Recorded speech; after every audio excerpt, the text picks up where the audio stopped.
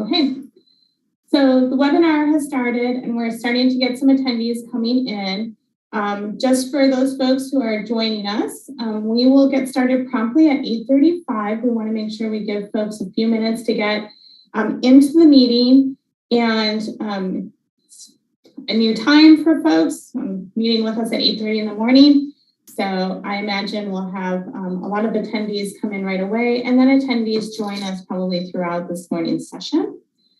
So with that said, I'm going to go ahead and I'm going to mute my microphone while we let the meeting somewhat populate.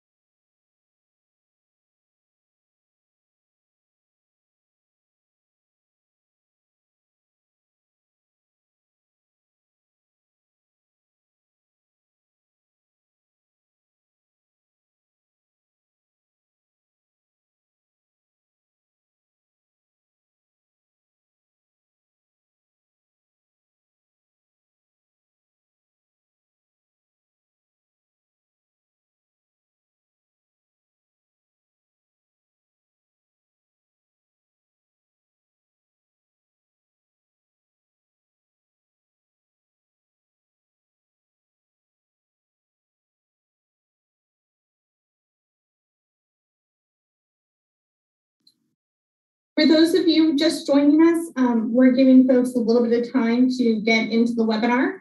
So we plan on starting at 8:35 promptly. It's 8:32 now, so just a few more minutes, we'll get started. We just want to make sure folks have ample time to find the link and get into the webinar, as Friday morning meetings are a new regular event.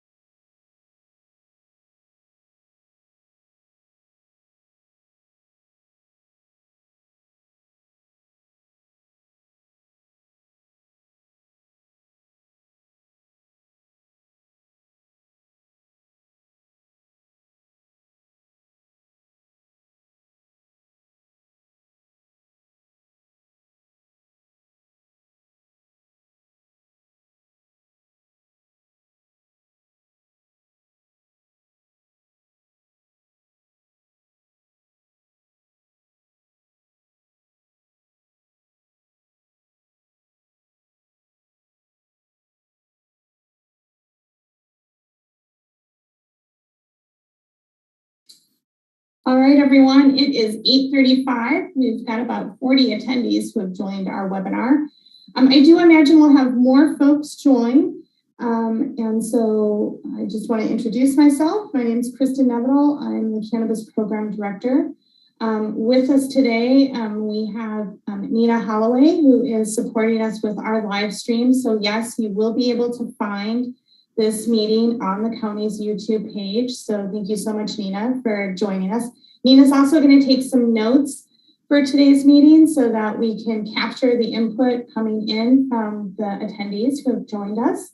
And William Riley is also on the meeting with us today. So I just want to thank all of the staff for joining us and helping make this happen. I think it'll be a great opportunity for us to receive input from the public and from our applicants and our permit holders about what everyone needs going forward. With that said, let's go ahead and get into the meeting. Let's see here. What's going on here? There we go. So I set up a little bit of an agenda, and I'm hoping everyone will bear with us a bit here. We're going to play with trying to stick on this agenda. We're not going to offer an opportunity for public input on the updates in the website tour because we really want to focus the core of this meeting on a discussion about fallowing. And I probably shouldn't say a discussion because I don't know that the MCP has a lot of response for the needs of the public, but we certainly want to hear what our applicants, permit holders, and others feel like is needed to have a robust and accessible fallowing program. So we really want to hear from folks. We are going to use a timer for public comment, both for the fallowing conversation and for future agenda items. So we want to hear from folks, not just about fallowing, but about other topics that we should schedule for Friday morning meetings. So we can just try to make sure that we're providing the information and getting the feedback.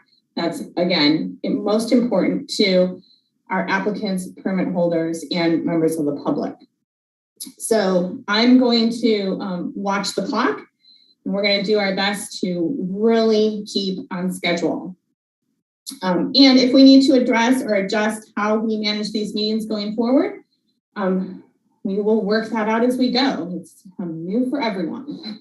So thanks so much for being here. How to participate in today's meeting. There is a chat feature, a Q&A chat feature, often located either at the top of your screen if you're on a laptop, desktop, or some sort of screened device. And it says Q&A and then it has a little like chat box icon next to it. So if you just click on that icon that says Q&A, it will open up a separate chat panel. Folks should please feel free to add comments, questions, which we probably won't respond to too much during this meeting, to be honest with everyone. But feel free to add those into the chat box. I know when we did our update meeting on the 9th, we had a number of questions that came into that Q&A chat box feature that we did not get to. We have exported those questions from the 9th, and we're kind of going through those and looking at them as potential future agenda items, so to speak, because there's a lot of similar questions. So we can kind of lump them together and see if we need to respond in a Friday meeting. And we'll do the same with items that come in today, to be honest with everyone. Only panelists will see the question or the comment that you submit into that Q&A box. And then there will be time for public comment on a couple of items. In order to participate in public comment, we'd like folks to raise their hand. So again, if you're on a feature or on a device that has a screen and you're using the Zoom platform, there's a raise hand icon in your toolbar. Again, generally at the bottom of your screen or the top of your screen. You'll be able to click on that and then we'll kind of just like with Board of Supervisors meetings or Planning Commission meetings, we'll put up a handy dandy timer, call on the individual in the order that the raised hands are received and go through the list of commenters. If you are calling into the meeting today, you can raise your hand by using the *9 feature on your phone. *9 will raise your hand, *9 will lower your hand. And when we call on an individual to provide comment, to mute or unmute. The mute and unmute item for Zoom folks with screens, is generally in the lower left or upper right-hand side of your screen, right? That has your identification in the screen. If you're calling in from a phone, *6 will unmute you when it's your turn to speak, and *6 will remute you when it comes to that time. Okay, so moving on. Some important dates. I want to make sure that this is on everybody's radar. We are going to send a Canna note afterwards with the link to this meeting today. So if you're on Canna Notes, you will receive the link. If you're not on Canna Notes, just know that the meeting is being streamed and it will be available for future reference on the county's YouTube page. Additionally, we're going to provide these updates in the Canna Notes. We originally thought we would be able to provide notification about the 30-day correction portal to eligible applicants by the 14th. We have not been able to get that out. We're still spending a heck of a lot of time doing reconciliation and making sure that we're tracking this.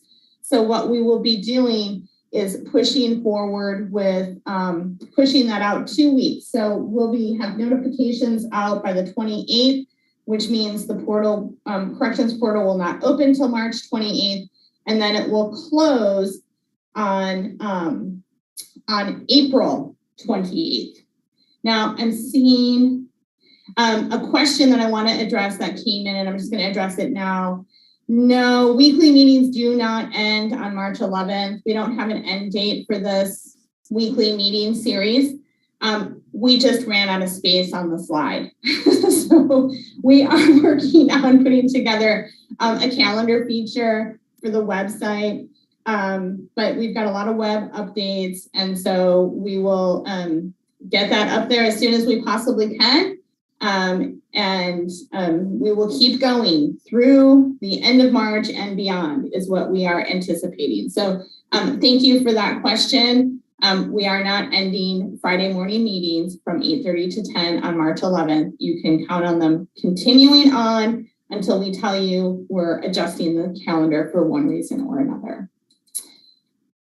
Okay, moving on. Oops, I have to go back to the screen, sorry. Okay, so I want to do a quick website tour with everyone before we get into the discussion on fallowing. If you go into your Google search engine or whatever search engine you're using, I find that if I just type in Mendocino County Cannabis Program, it's always what pops up first. Now, it might be optimized for me because I search things on the website every single day. So when you click through, this is what you'll see. And I want to make sure that folks know about this sidebar here, right? This sidebar is really a great tool because if you say click through to forms, you still have the sidebar here to help you navigate without having to go back to the home page. Part of what I want to show folks on the website today is that we did add the withdrawal form. The withdrawal form can be used for permits and or applications. So same form, whether you are a permit holder or an applicant, and we'll talk about it a little more in our slides.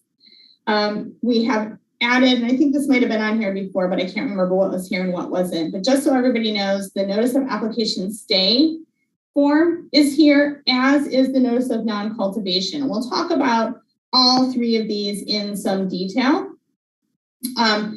We have not completed the application and permit modification application. I'm hoping that we'll be able to wrap that up and get that up on the website early next week. Monday is a holiday for the county, so we won't be responding to emails. Staff will not be in the office. So just know that it's a long weekend for the county and hopefully for all of you, so everyone can have some downtime. A question about the website has come in asking, when will phase 3 be added to the website? And my response to that is just as soon as it's updated in MuniCode. So right now it's a little bit hard to put too much phase 3 information up when MuniCode still reflects the changes that we thought were going to happen when 22.18 was passed by the Board of Supervisors. So as soon as we can get MuniCode updated so we can reference the language for phase 3 under 10A17, we'll post a new phase 3 site. And we'll probably put it right over here, right? So we'll say phase 2, and then we'll probably insert a phase 3 page with as much information as we can possibly get out, including timelines of when you can expect phase 3 applications to open, what's going to be required in those applications. And for phase 3, those applications are going to be digital. Will there be a section on the website to schedule inspections? Haven't considered it, but we will make sure that that comment is put into the notes for today's meeting, so it can be a consideration down the road. And I think some of the information about being able to schedule inspections electronically is going to be somewhat staffing dependent for us. We have been upstaffing. For those of you who know our team here at the Cannabis program, you'll recognize Nina as a new face to our team. We're really happy to have her. So we've gone from one admin staff person to 3. It's like really huge for us. We currently have 3 planners. We're doing significant interviewing, and we're hoping to fill all of our vacant planner seats over the next month and a half or so. So, so we're really focused on keeping or getting our staff expanded so that we can better serve the community. I do want to make sure folks are aware of this cannabis application portal page. This is where we'll be updating information for the corrections portal. So we'll probably change some of this information on here. We'll absolutely have to change some of this information on here. We'll be updating the noticing information. These are still going to be very relevant videos for everyone because these videos, both of them are the same, except for one of them, I have a cold, so I'm snarkily in. But either video will give you a tour of the website, the portal itself, and kind of walk you through how to troubleshoot in the portal. So if you're having a challenge, I just want folks to be aware that I think these videos are super helpful. You can kind of fast forward through them to different sections, but they do give you a tour of the inside of the portal. We'll update this information for the corrections portal. You will find on this page the link to get into the portal, so it will remain here for people who are using the corrections portal to have a quick link to access the portal. We'll update this and the application review, and then we'll probably move this resources section up to the top. I feel like folks maybe didn't know that these materials were here. So we are updating the portal resubmission checklist with clarifying information to help folks hopefully be more successful when they come through the corrections portal. But we still will be available to answer questions by having folks email questions to cannabisprogram@mendocinocounty.org. We are updating the portal list. So we will have an updated portal list on this page, which will include, excuse me, folks who were in good standing, right, who didn't get sent to the portal. We'll be putting a list of AG numbers that are eligible for the portal, a list of AG numbers that are ineligible for the portal, and we'll be identifying AG numbers that were completed through the portal. Okay, so I'm hoping that this will be really helpful. And then lastly, we have the FAQs here. The FAQs, we're going to read through and we'll look at updating these. The other thing about the FAQs that I want everyone to be aware of, and you would get reminded of this or be reminded of this as we checked out the videos up here on the page. But the FAQs are always available to the user from within the portal. So when you're in the portal, there's a little sidebar, and if you just click on that FAQ tab on the sidebar, it pops up the FAQs for you to review them without taking you out of your portal submission. We will be, again, sending a Canna note to update folks about portal information. And then we'll be sending regular Canna notes simply because we're having these weekly meetings, and we want to make sure, we want to absolutely make sure that everyone knows what the topics are coming up.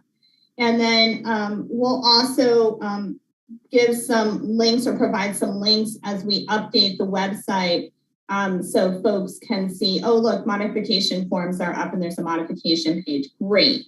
So we'll make sure that we give you updated links to new pages as we build out the website, because if you haven't signed up for Canna Notes, I recommend that you do it. And we will be using that notification system as our primary source of relaying information to the public. For the next round of corrections portals, we will not be notifying in print.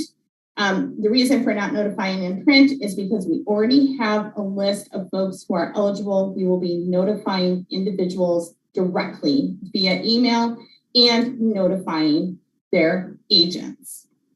Okay, now let's have some conversation about fallowing.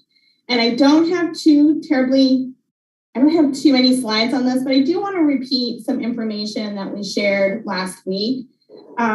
First of all, I want to just cover what happens if you're an applicant or a permit holder and you choose not to plant your cultivation area, right? So you're not planting your flower area for one reason or another. Are there any consequences for doing that?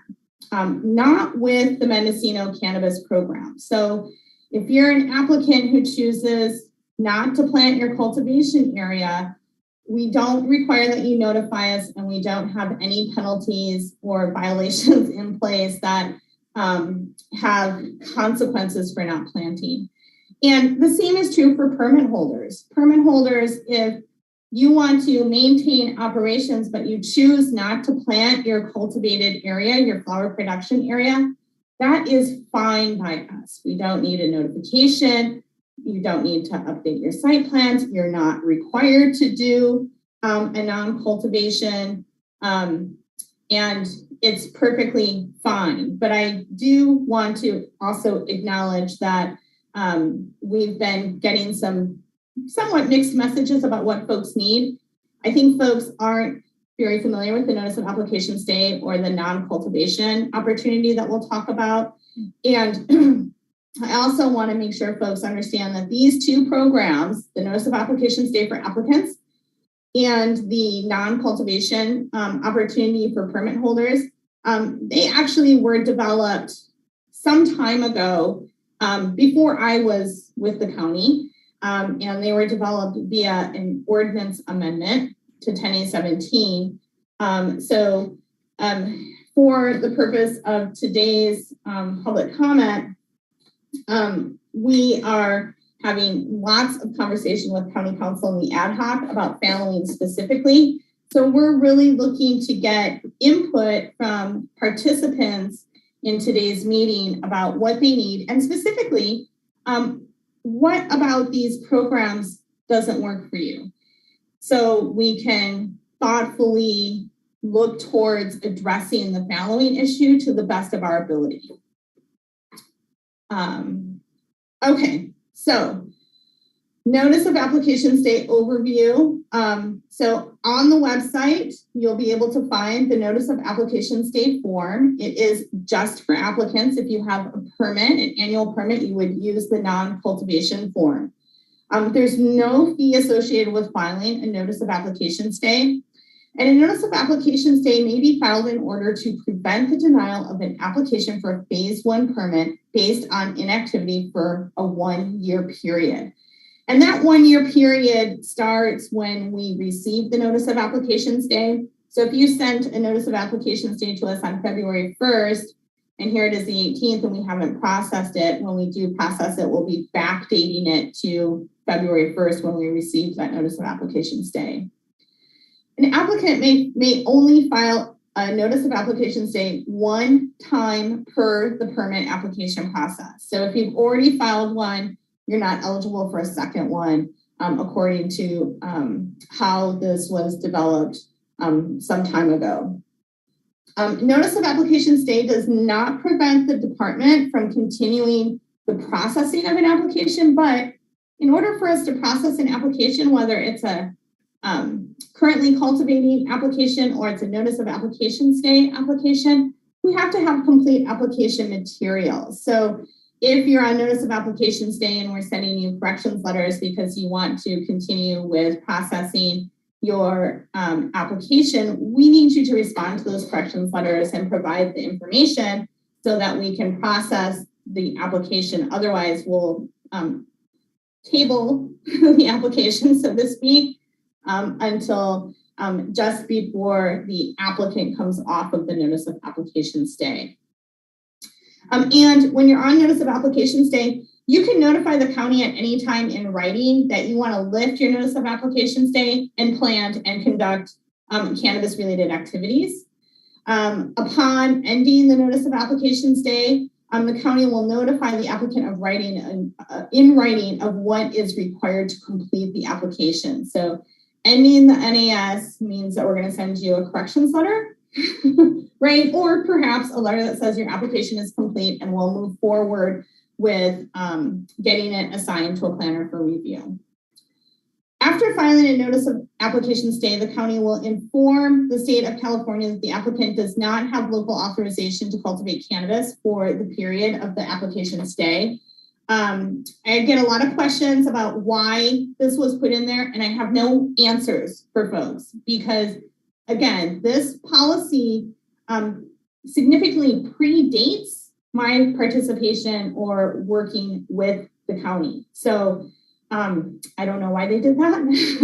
And I don't think there was really potentially the foresight from the county's part to understand what the implications might be to a license holders upon this notification. So we would love your feedback. I think this is probably one of the pieces, just based on what we've heard so far, that's a real hang up for folks, is that filing a notice of application stay currently results in a loss of local authorization. So please do feel free to give us some insights on that. Filing a notice of application stay does not relieve the tax burden for the applicant. However, the applicant may file an appeal the following spring. So if you were on notice of application stay for 2021, you could file an appeal in the spring of 2022 to have tax relief for that period of time that you were not conducting cannabis activities. Okay, applicant requirements. When you file a notice of application stay, you have to cease all cannabis cultivation related activities, including processing and sales. Violation of the prohibition on commercial cultivation activities shall be cause for immediate denial of the permit application. An application denial may be followed by a nuisance abatement procedures. And the applicant must consent to inspection of the cultivation site. And if you have a relocation, the origin site, according to the policy that was put in place some time ago. This really is to ensure that we can determine compliance with the terms of the notice of application stay. Applicants must agree to pay the full amount of the cost of the inspection. And this is largely because we are not taking annual fees in on these applications, but the inspection cost is pretty hefty for the department. So it would be subject to a special inspection fee, which is listed on our website on the forms page. Scroll down towards the bottom, you'll see the fee list there. A notice of application stay, as we mentioned earlier, may only be applied for one time while the application is in the application stage. Okay, that's what I have for applicants. And now let's have the conversation about non-cultivation, which is for permit holders only, right? Two separate programs. Notice of application stay addresses applicants. Non-cultivation is a program designed for permit holders. So once an annual permit is granted, any future revocation or lapse in renewal of the permit extinguishes the ability of any person to obtain a permit for the cultivation site. A permit holder may file a notice of non-cultivation instead of an application to renew the permit, and the permittee's ability to obtain a permit for such cultivation site will not be extinguished. A person who files a notice of non-cultivation with the department are required to pay the minimum tax payment amounts required for are not required, important word there, not. So persons who file a notice of non-cultivation with the department are not required to pay the minimum tax payment amounts required for the calendar year in which the notice of cultivation is filed or the calendar year in which the notice of non-cultivation terminates. So if you file a notice of non-cultivation and you don't tell us which you prefer, we identify the first option with the Treasurer Tax Collector's Office that basically says you will not be required to pay the minimum tax payment amount for the calendar year in which you are on the non-cultivation, you filed for non-cultivation.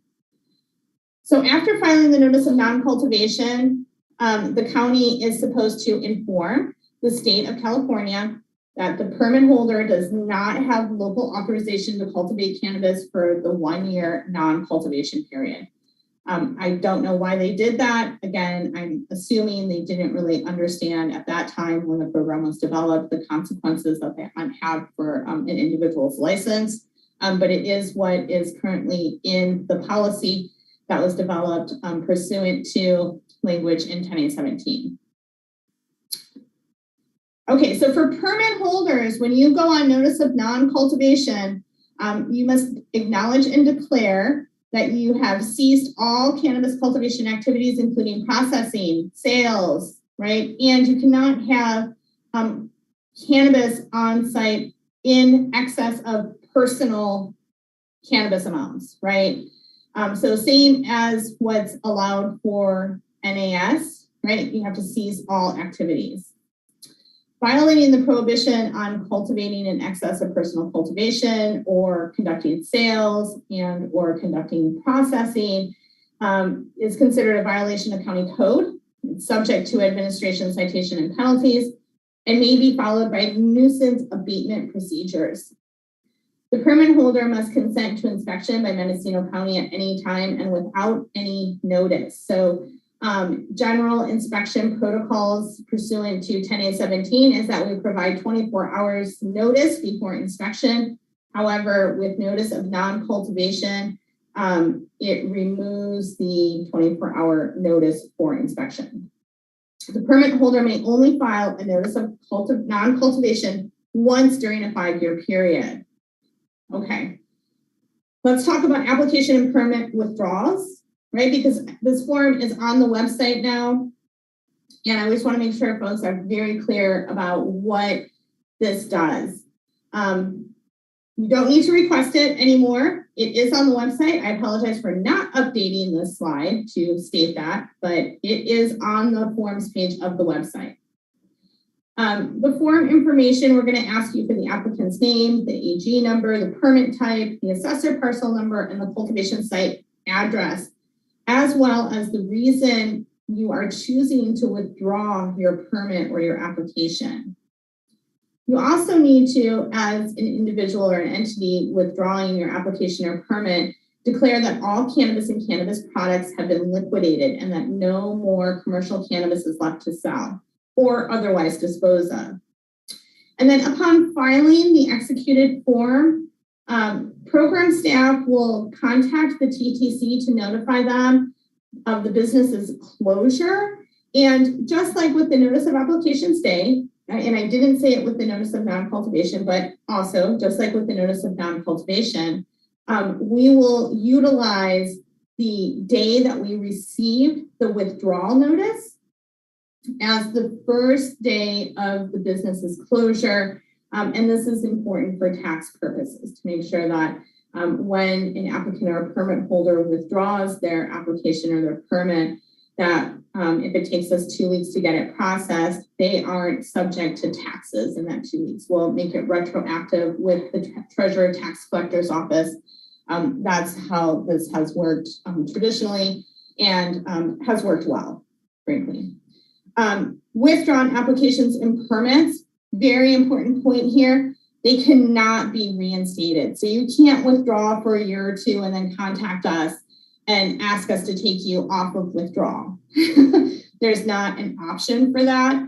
Once you withdraw an application or a permit, the only way to potentially reinstate or reopen a business on that parcel would be to reapply and go through a phase 3 application process. And then that is only available in some zoning. So phase 3 does not have the same breadth of zoning district allowance as phase 1 does. So if you have questions, please do let us know. So with that said, we're going to leave this up for now. And we are at 9:06. I actually want to go back to our agenda really quick. I'm sorry, hopefully folks don't get overwhelmed by my flipping through slides. We have until 9:45 to hear comments and thoughts and concerns about fallowing and what folks need and why these options, such as notice of application stay, notice of non-cultivation, why these options may be problematic or challenging for you, your clients. So please do let us know. So with that said, I'm going to go ahead and I'm going to go to how to participate slide. We have a number of questions and comments in the chat feature. I do want to encourage folks to provide us with oral comments. In order to join us and present oral comments today, we ask that you please do raise your hand. The raise hand feature is located in the toolbar, either at the bottom or the top of your screen. Just click on the hand icon, it will raise your hand. You can click on it again, it will lower your hand.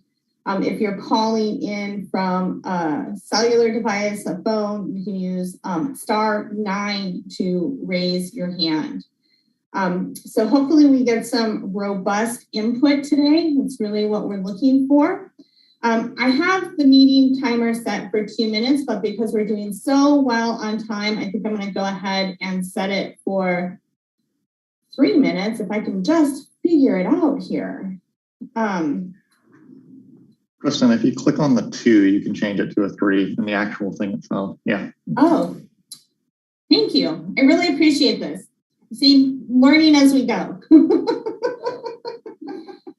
So please, folks, if you do want to make a comment, I really encourage you to raise your hand.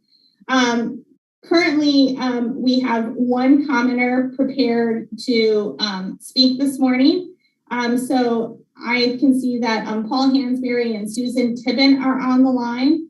I'm going to allow Paul and Susan to unmute. And so you should be able to unmute and you may go ahead and begin your comment. Thank you very much. I believe Susan is on the phone, but I am here at my computer and I have a few comments. I realize that a lot of these things happened before you got there, Kristen, and I thank you, as an aside, thank you for all the hard work you're doing in trying to straighten things out. The NAS has tax ramifications, but the non-op doesn't. That makes absolutely no sense. but you're able to go and appeal, but it still costs you $341 and some odd cents just to do the appeal, when it's a slam dunk and automatically it would be accepted, but you still have to pay that money. That makes no sense whatsoever. The people, if they have a problem with a family member or for financial reasons or for whatever reason that they have to stop cultivating, they shouldn't be, applied with the tax burden.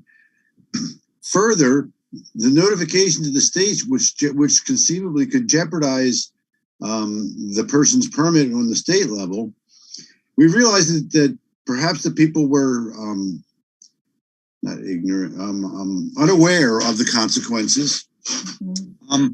But has the program done any proactive stuff now that you're there and you realize what the potential problems could be and where the glitches are? Has the program approached the board to agendize anything to address these issues to make more sense of the ordinance so that it's not such a burden for the applicants? I personally went through the filing in the NAS and have gone through the heartburn that was connected with it, and finding out the hard way the difference between the two. So if the program could approach the board and try to get these issues corrected and get them agendized, because I think that's all that it would take. Correct me if I'm wrong, but it sure would be appreciated. Thank you very much, and keep up the good work, Kristen. All right, thank you so much, Paul. All right, I'm going to go ahead and ask you to mute if you would, Paul, and then if you would be so kind as to lower your hand. Okay, our next commenter is Michael Katz. Michael, you should be able to go ahead and unmute your device and start as soon as you are ready. Great. Thanks so much, Kristen. Thanks for putting this meeting on. It's really appreciated to have this opportunity to engage.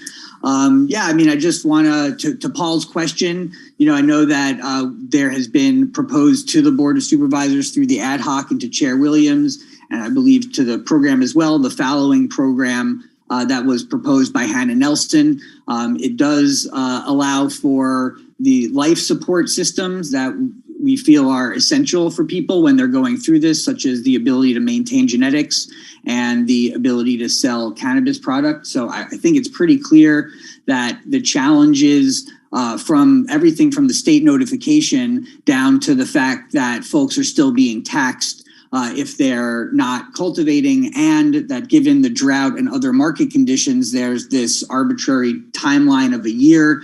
I think that the entire program needs redesigning, and I'm grateful to Hannah for having taken the complete effort on her own to go in and redline the existing programs. And so, that's something that has been brought forward, and we certainly hope that the cannabis program will support those changes and work with us to make sure that this is actually a useful program that people can jump into if they need to sooner than later, because now is when these decisions need to be made. And with the challenges that exist in the current program, it's going to be really hard for people to justify making those decisions.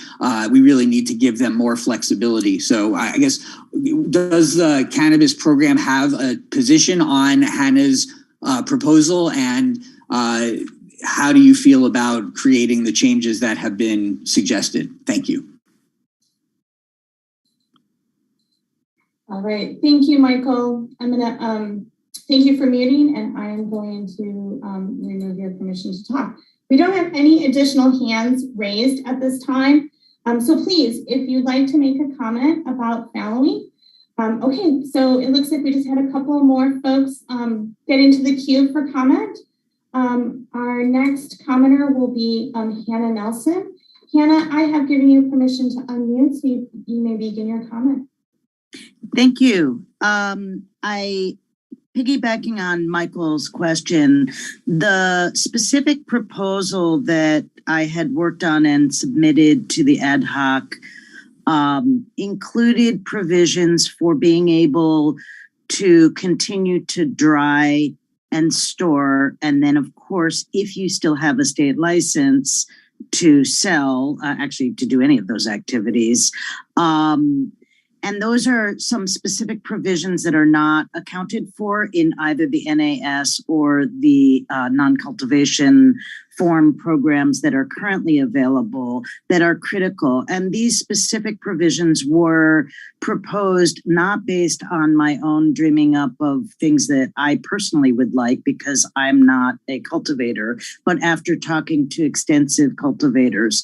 I think it's great to have this discussion, but without having had advanced notice that this discussion was going to be about fallowing today, it is hard to have the input from the breadth of cultivators that maybe would be useful to hear the specifics. So in the future, it'd be great if the Canna Note can specifically list the agenda items so that people are prepared to speak up or maybe send in something if they're not able to attend. There are other specific provisions in the proposal that are different from the current NAS or non-cultivation things, also in that genetics are protected potentially, or there's a mechanism to do that. And since everything is now in track and trace, the worries that were in place, because I was there at the beginning of all this, are no longer problematic because everything is tracked and traced. So some of the mechanisms are available now that weren't available then to accommodate this flexibility. Also, there was some confusion, and I have a question about the notice of application stay. It sounded like maybe the application continues to be processed instead of stuck.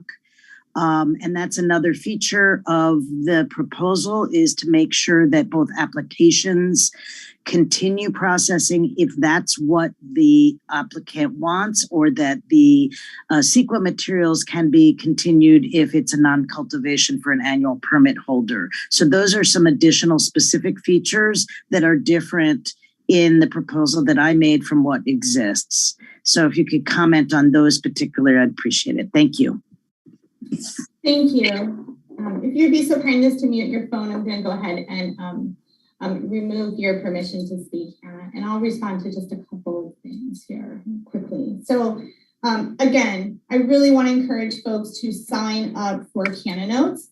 We did send out 2 notices about today's meeting. Both of them had the agenda included, the same agenda that we have today, minus the updates. So what we had in the agenda that went out via Canna Notes was website tour, following conversation or discussion, and future agenda items. So please do sign up for Canna Notes, because this is how you're going to receive the information from us about upcoming meetings, how to log on to the meeting, and what the agenda for said meeting is going to include.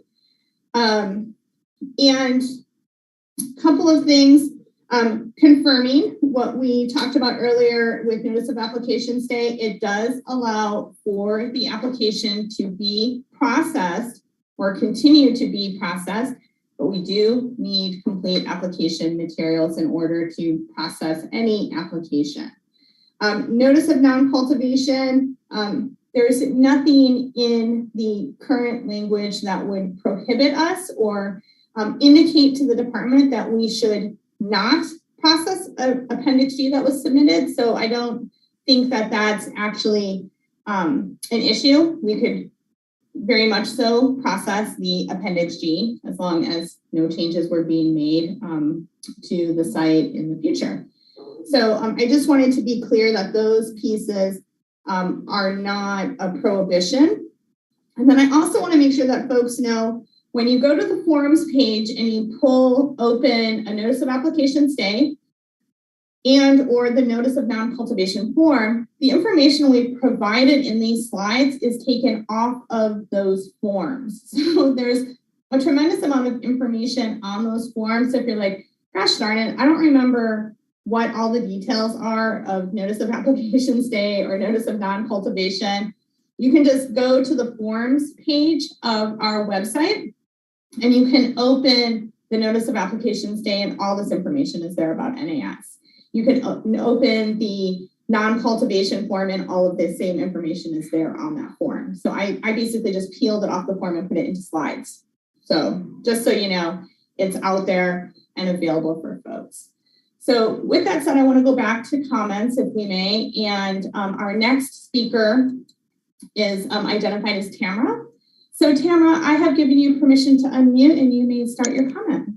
Hi, my name is Tamara. I've got I'm an embossed receipt holder going through the Appendix G process. And I just wanted to add my voice to that of the other people who are speaking, because you're asking for comments and you want to know how people feel. And so with the fallowing, one of the many reasons why a cultivator like me would want to fallow and would be because the market pressures, market rates fluctuate, prices are low, and it's not financially viable to be even selling some of last year's crop at the rates that are available in a given year. And then, so what I would say is that a really important piece of fallowing would be for you as well as in the county, not having to process a charge the taxes, send out the mailing for the taxes, and then have to deal with an appeal. That's a lot of work on your end as well as for the cultivator. So I would echo that removing tax liability for years that we're fallowing is happening just as a matter of the application process. I support that change if it is possible. And also, as I said, the reason why the people wouldn't be, a reason why I would say that you wouldn't be growing is because you can't sell your weed. And so saying that you have to liquidate and remove all cannabis from the property makes it really not very much of a real viable option. If you have to get rid of everything that you can't sell, you still have to pay taxes and you have to deal with all the paperwork. It's not a helpful way to keep people in the program, keep taxpayers in the program for years to come. So I echo what the other speakers have said. If those two or three items could be addressed, I think it would make a vast improvement. Thanks. All right, thank you. And I'm sorry I mispronounced your name. I apologize for that. Not a problem.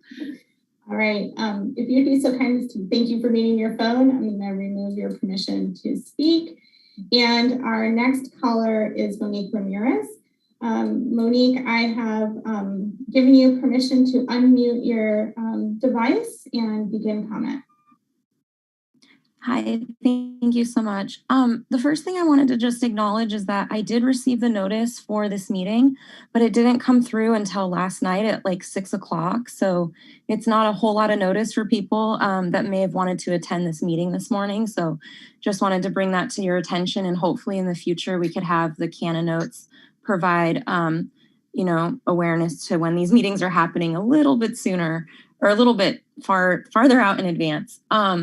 And then I think that I did put this in the comments, but I do think, just echoing what other people are saying about the taxes, if there could be a way to mirror the same policy for those that have a permit, not having to go through the appeal process, but grant that same allowance to those that are still an embossed receipt holder, that would alleviate a lot of problems for everyone.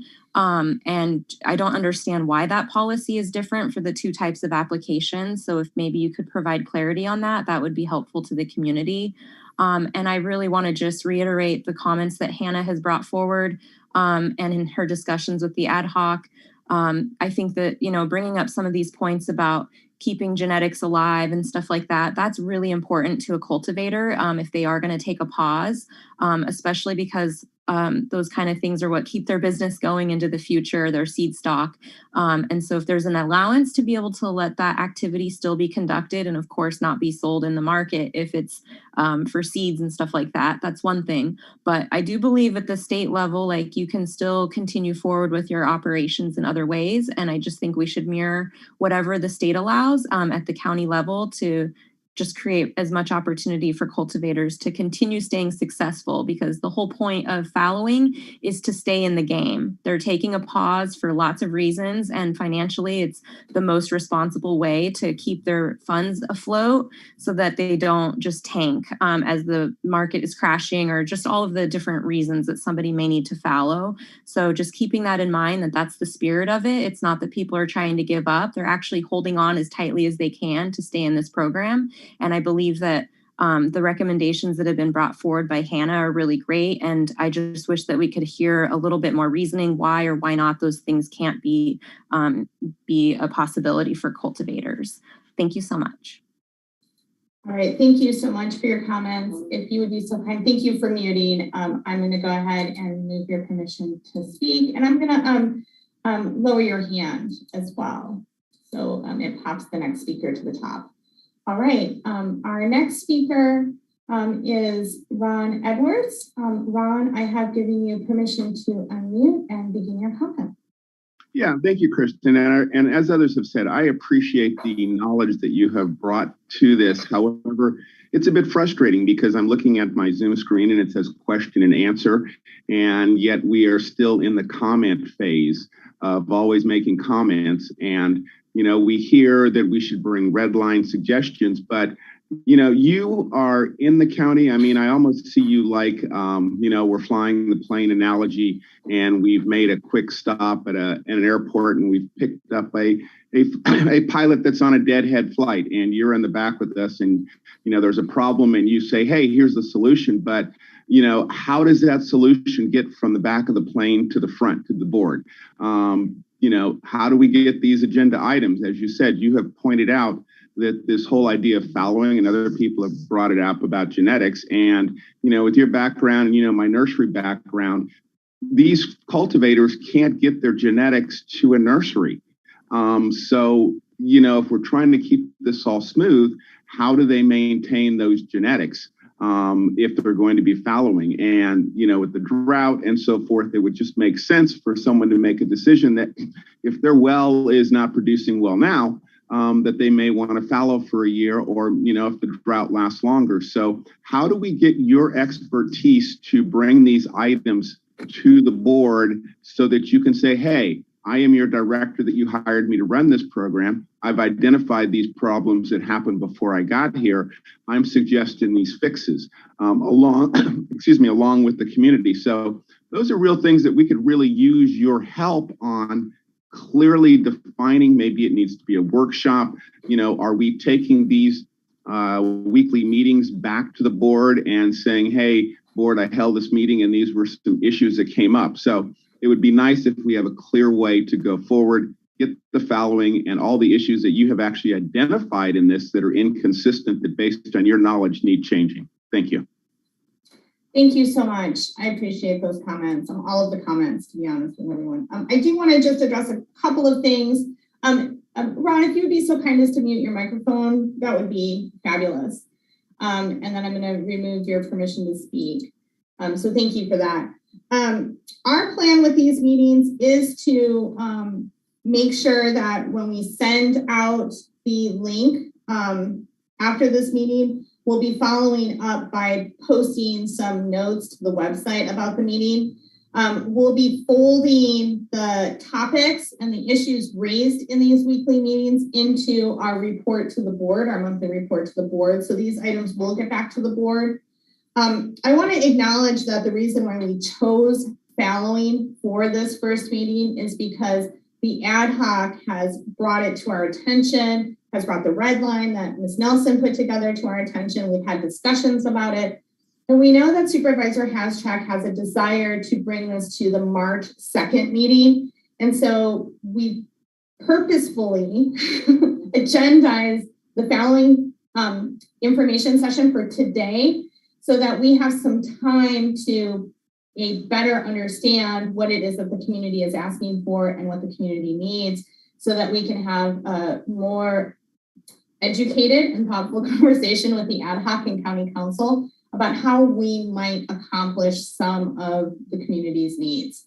So I don't have a position, the department doesn't have a position on this fallowing concept at this time, but we did have a lot of confusion, to be honest with you. And so we purposefully made this the first topic so that we could have a more insightful and thoughtful conversation with the ad hoc and county council as we look forward to the March 2nd meeting and the possibility of this item being on that board meeting agenda. I also want to say with the Canon notes, we will definitely get into hopefully a very routine timeline of getting meeting information out to folks. The first Canon note folks probably missed because we put this information in with the equity meeting information. So it was like a Canon note that had a couple different meetings worth of information in it. So, but we'll get our routine together, bear with us, and we'll, once we get into the swing of things with having annual or weekly Friday meetings, I think the communications will just get better and easier from all parties. So with that said, I'd like to go to our next commenter. It looks like we have a commenter who is calling in from a telephone. And caller, the only identification I have on my screen for you, I'm assuming, is the last 4 digits of your phone number. And so you show up as 8857. Caller 8857, I have given you permission to unmute your phone. You can unmute your phone by pressing *6. So please go ahead. Hi, this is Blair Auclair. Thanks for taking my phone call. My internet's not working very well right now.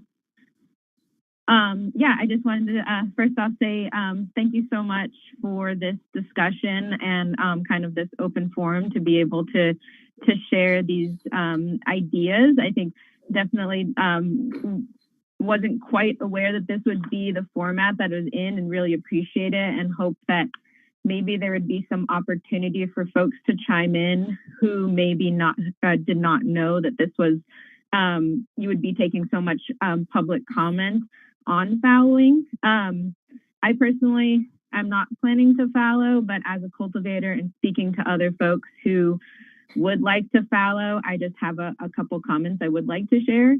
I think it'd be extremely challenging for cultivators to make the decision between selling product and fallowing, just because of the nature in which cannabis cultivation is done. As you know, Kristen, it's like, you know, there's a big gap between when you actually harvest the product to needing to process and then being able to sell the product.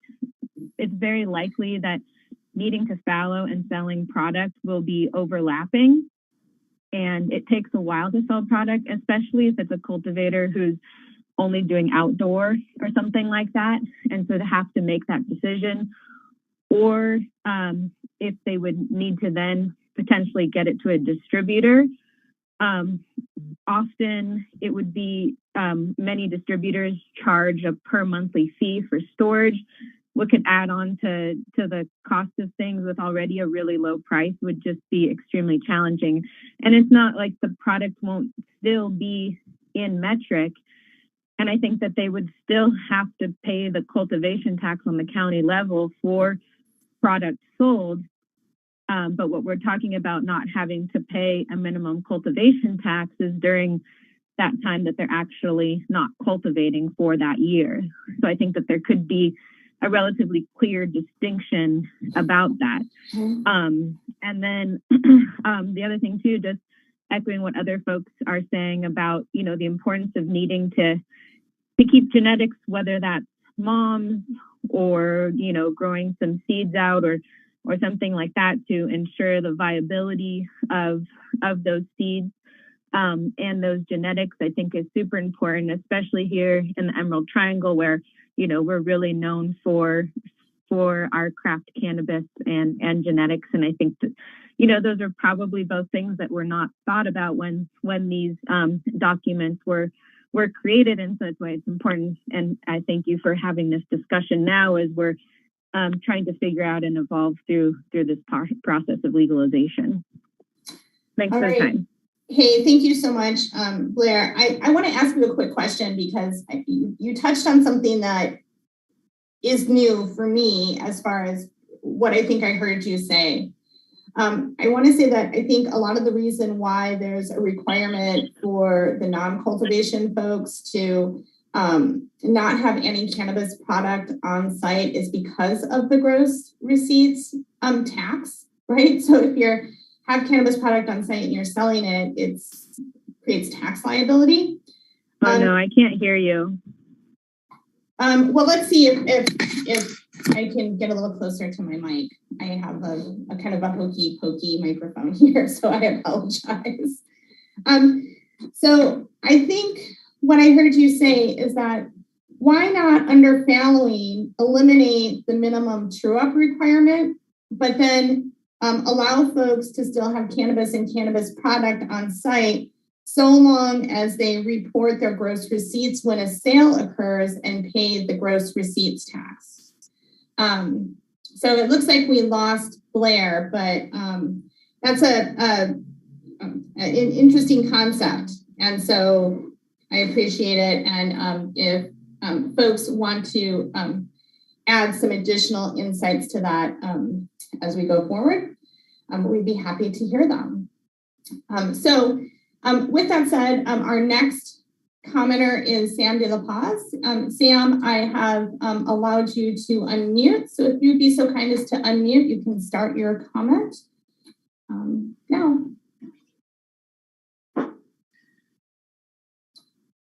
It looks like you're unmuted, Sam. Are you with us? I am. Can you hear me? We can hear you. Thank you. Great. Thank you. I appreciate you taking comment today, and I think these MCP meetings are incredibly important. I'm vice president of a Hessel Farmers Range down here in Sebastopol, Sonoma County, and also work for 421 Group, a cannabis consultancy, and we have clients up in Mendo, and just all around support small farmers and their ability to, survive, not only survive, but thrive out here. I think the dialogue is incredibly important. I think that meaningful question and answer dialogue with questions being answered directly after they're asked is incredibly paramount, especially with the condition of things and the lag with the cannabis program so far. And I appreciate all the efforts for staffing and things that are being addressed. I also would like to support Hannah Nelson's proposal for fallowing and highly recommend that is taken into consideration. I think that Mendocino County has an opportunity to be at the forefront of some precedent setting here around what fallowing can and will look like going forward. And we also need that push back on the state from our local county programs and board of supervisors, because it's just no other crop is disallowed the ability to fallow and take that break when times are turbulent in a market. And I think all the considerations mentioned before, the ability to continue cultivating genetics, maybe have a certain amount of nursery stock, and to be able to sell product from the previous year and only be restricted from selling product cultivated that would have been cultivated in the year that they chose to fallow should be the only restriction. So I just wanted to share those inputs. This has been incredibly tumultuous on our small farmers and our mom and pop homestead farm community. So I think that fallowing is paramount. And again, I just want to emphasize support for Hannah's proposal and that be addressed at the next meeting in a meaningful way. And maybe just better promotion and letting people know that you are taking public comment. And again, I highly recommend public comment being reciprocal, questions asked. And okay, I think you're complete, Sam. We lost your sound. Oh, sorry about that. I just said I think that questions asked, answers given would be a really important model, and promotion of the event, that the fact that these meetings are taking public comment is very important. And again, support for Hannah's proposal. Thank you. Okay, thank you.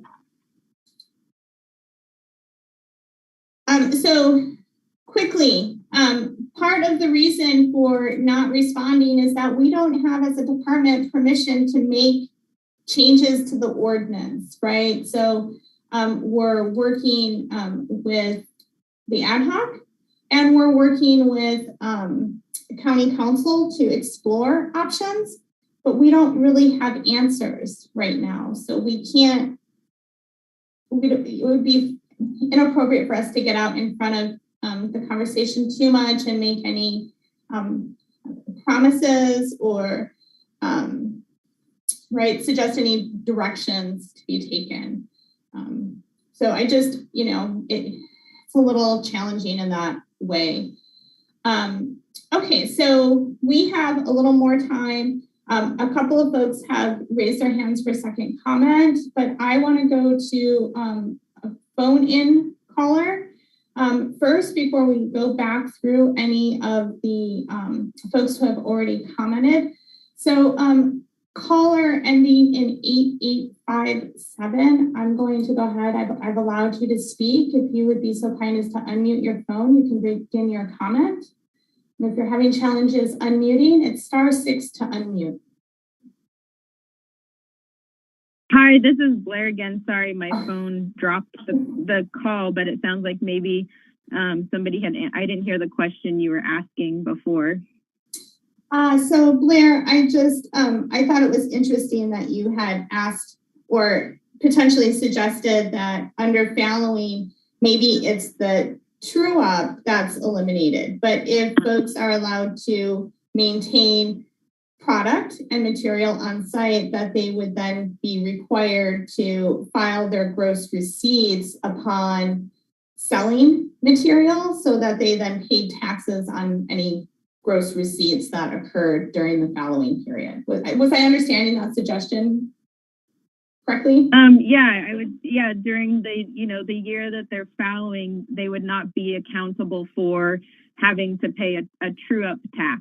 And then that would also, like I think other callers had suggested too, then somebody doesn't have to deal with the stress of having to do an appeal for the taxes and more paperwork and more money. So it would be specifically for the year of non-cultivation or more than 1 year. I still don't understand, know why it can't be more than 1 year also. Okay, thank you for that. I don't know why it's not more than 1 year either. I missed that conversation. So, now we're seeing, we're living in crazy times now, and there may be multiple different reasons in different years that somebody may need to fallow, whether it's, an unfortunate situation with a family, a fire, a pandemic or something that cultivators should have the opportunity to do it more than once for sure. Okay, thank you so much for that, Blair. Thank you. Okay, our next caller is Michael Katz. Michael, we're happy to go back to you, and I've given you permission to unmute. Hi, thank you so much. Really appreciate the conversation. And I just wanted to ask a question regarding something that was just said, and makes total sense that, as some of these items are brought up, you can't commit or make promises on behalf of the department until certain things are figured out. But I guess what I'm wondering is, there are certain things that you're identifying as like clearly not helpful, like just now, the 1 year. I don't know why that's there. Certain other items that are part of the recommendations that are being made. So I guess there are some arenas where it seems like it would be helpful for your specific support of recommendations that are being made, and like in working together with us and the county council to be like, let's get to there. Because I feel like a lot of times county council, is definitely on the more conservative side of things. And so, but they have an opinion and there are multiple opinions. So I guess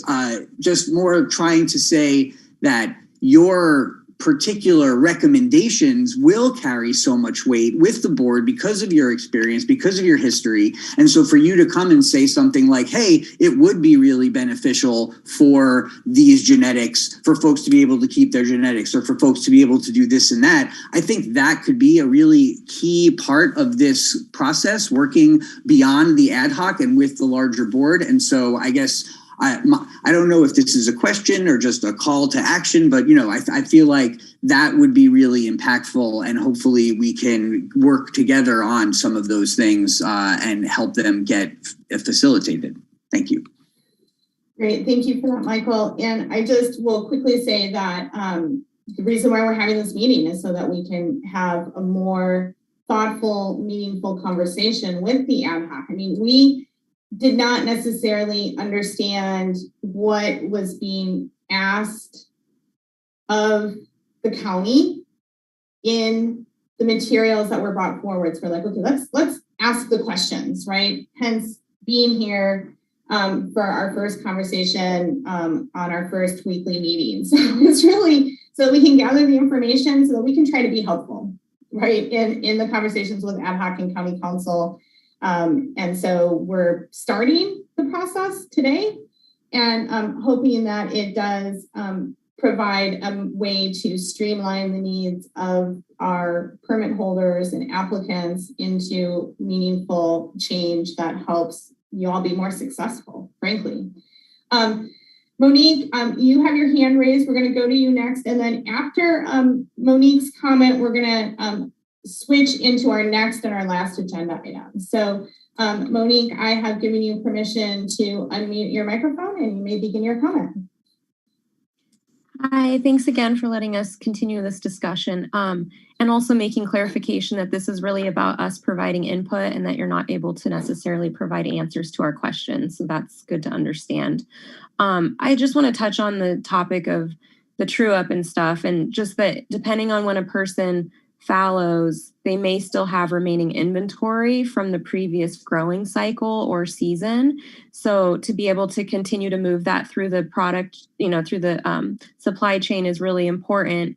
But at some point, they're not going to have any more inventory left to sell, and then not being held to that true up the following year is what's really important to recognize. So if that can be explored more, that'd be great. I could see a potential issue with a tax collector, like because of the other type of fallowing for those that are embossed receipt holders. Since you stated that they can stop and start at any time, I could see that being somewhat confusing. And I've heard that before in previous discussions that have been around just taxes in general. So maybe for the ease, like, there's a start and an end date, like the calendar year, or when your permit is up for renewal. Like, I'm not really sure if that would help, like, create a more balanced way to keep people from having to pay taxes. But I think just creating flexibility and exploring all the different potential options would be good. And also just, I didn't think about this before, but it was brought up by the previous callers, is about being able to fallow more than 1 year. And it's really important, especially for those in the resource lands, because if we stop our operations, like, we can never reinstate them. And you touched on that earlier. The only opportunities are for those that have zoning in the phase 3 chart. And so that eliminates a lot of cultivators. So, things can change so dramatically with drought and the fire and everything else. And, I also was rewatching old board supervisor meetings, specifically the one on August 22nd in 2017, when some amendments were brought forward. And Dan Hamburg specifically stated in that meeting that he was totally open to seeing more than 1 year for fallowing, and didn't understand even at that time why it was being restricted to just 1 year. So I think this could be a discussion that the new board could have, and potentially we can make some amendments there. Thank you again for this opportunity. It's been really great to hear everyone's comments and be a part of this discussion. Thank you. All right, thank you so much. I'm going to remove your permission to speak. And I'm going to also lower your hand. So we need to move on to our next agenda item so that we can wrap our meeting up, hopefully on time today. So our next agenda item is just receiving comments for future agenda items. So we really want to hear from callers about what we should be putting on future Friday meetings. So again, if you'd like to make a comment, we do request that you raise your hand. And if you're on a call-in device, you can raise your hand by using *9. So we're also going to shorten the comment for this so we can just get some kind of rapid fire brainstorming for future agenda items. And so I have Hannah Nelson up first. Hannah, I have allowed you to unmute, and so please feel free to start your comment. Future agenda item. Thanks. First thing is back onto the last issue. It's important to also remember that state provisional licensing scheme would no longer be available. So people later, if they come back in after exiting, they would have to get a full annual state license before they could cultivate, which means all the way through the CEQA process. So that's another reason to make sure that the following works well so that people can re-enter and not lose their state license. As far as other issues are concerned, I think that the appeals, the vegetation modification, particularly, as well as the items that have already been approved by the board for changes in the ordinance that have never come forward and that they've already approved of to come forward that never have. So those are a few off the top of my head. Thank you. Thank you. Okay. Our next caller is identified as Julia. Julia, you have permission to start your comment. Thank you, Kristen, and thank you so much for holding these meetings. It's a great step forward for the MCP. Future agenda topics. 1, policies.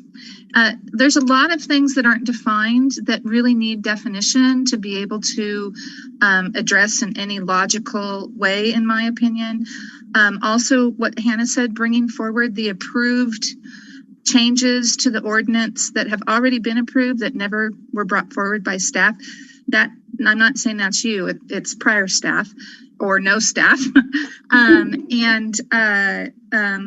think that ideas for the future that you get from the applicants, licensees and applicants is an important topic. Where does this program, where did the farmers and the participants want this program to go? And then prioritizing those. Those are my my ideas of what future agenda items should be. Thank you. Thank you. Okay. I'm going to go ahead and give permission. And Julia, I'm lowering your hand. Okay. Our next commenter is going to be Cameron Chrisman. Cameron, I have provided permission for you to start your comment. So please go ahead and begin. Thank you very much, Kirsten, and thank you for setting up these weekly meetings and for last week's call. It's very helpful. I really would just like to have some more information, maybe a session related to Appendix G. I've heard so many questions related, kind of touching on it, but I'm still a little mystified with the process where, you know, each individual applicant is supposed to be in the process. You know, last year when I spoke with somebody regarding our application, I was told, you know, as I was busy trying to submit Appendix G, I was told we were not eligible to submit Appendix G, and I'm still confused about why. And so now it sounds like, you know, it's part of the renewal process, and you know, I've kind of heard differing things from differing cultivators and would like more clarity around that. Thank you. Thank you. Okay. Okay, our next caller is Jason Horst, and I apologize if I mispronounced your last name. Jason, we have given you permission to speak, so you may begin your comment. Hi, Kristen. No, you pronounced that perfectly. I had really just a couple of questions related to the vegetation removal. 15-day, notices that folks have gotten, and I don't know, candidly, given the timing, that it's ideal to wait, another week for quick answers on it. It's just, how did the county identify those operators that received these letters? How did you figure out how to send or who to send these to and who not to send these to? Relatedly, was there a resource protection agency that made some determinations as to any unlawful removal that MCP is deferring to here? If you can answer in the next 10 seconds that I have, I'll give them back to you. Resource agencies have not been contacted, nor did they bring it to our attention. We identified that vegetation modification occurred during the review of the application. And we'll have to agendize that topic for a future meeting. So thank you, Jason. I am removing your permission to talk and I'm lowering your hand, and we are going to go to Michael Katz. Hello, good morning. Thank you again for this. I wanted to kind of go I know that there's so many existential issues that we're talking about dealing with in these meetings. I think people have listed a number of them.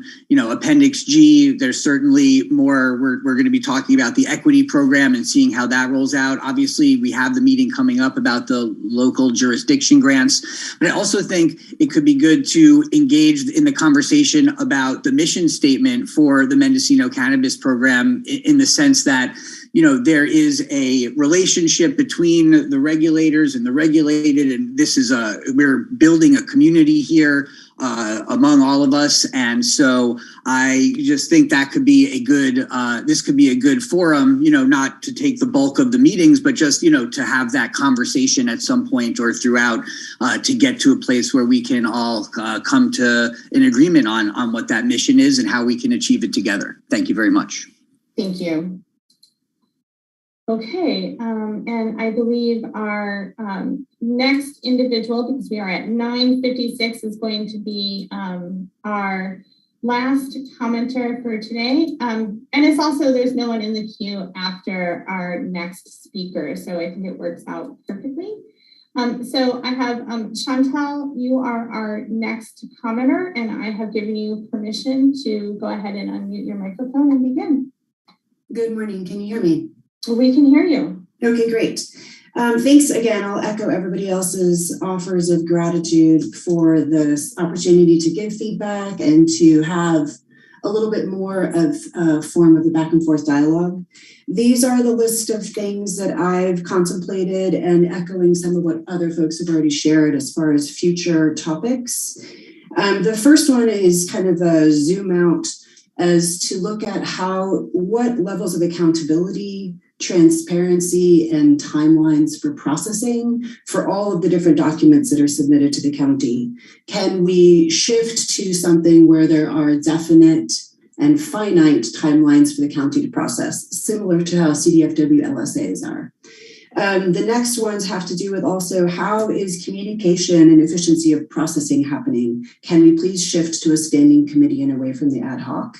And lastly, related to Appendix G, appeals and vegetation modification, and also any already approved changes and measures. Would those please be brought into actual implementation? Thanks so much. Okay. Thank you, everyone, for your comments. We are at 9:58, and so we're going to have to go ahead and wrap up our meeting for today. I want to make sure that everyone is aware of upcoming dates. We are meeting next Wednesday from 3:30 to 5, so that's February 23rd. We'll be having discussion, and we want to really hear folks' input about how we work with the community to develop the direct grant opportunity that we'll be offering under the Local Jurisdiction Assistance Grant Program. There's close to $11 million in direct grant opportunity that we've built into that budget. So Wednesday's meeting, February 23rd from 3:30 to 5, we're going to focus specifically and solely on what that direct grant program should look like, as we'll be tasked with developing the policy manual for executing that direct grant program. So please do participate, bring your suggestions, your concerns, your hopes for that program to Wednesday's meeting, so we can be educated, the department staff can be educated, so we can try to make that program as meaningful as possible for the community. And then additionally, I just want to remind folks that the corrections portal has been slightly delayed. We were not able to get notifications out this week. We want to stick to making sure that we provide everyone who's eligible a 30-day window of prep time, Q&A time, so to speak, before opening the corrections portal for 30 days. So we'll be getting notices out next week, meaning that we'll be well within a 30-day window for the portal, the corrections portal to open on March 28th and then close on April 28th. So, and then additionally, if folks have suggestions for future agenda items or potentially suggestions for format for these meetings, we are very much so open to hearing your suggestions, and you can email those to cannabisprogram@mendocinocounty.org. Again, you can email questions for upcoming meetings and or suggestions for Friday meeting agenda items to cannabisprogram@mendocinocounty.org. And with that, we're going to go ahead and we're going to end the webinar for today. I want to thank everyone for joining us and thank staff for helping make this available to the public. So have a fabulous weekend and watch for a Canna note from us so you know what's happening next week. Okay, thanks everyone.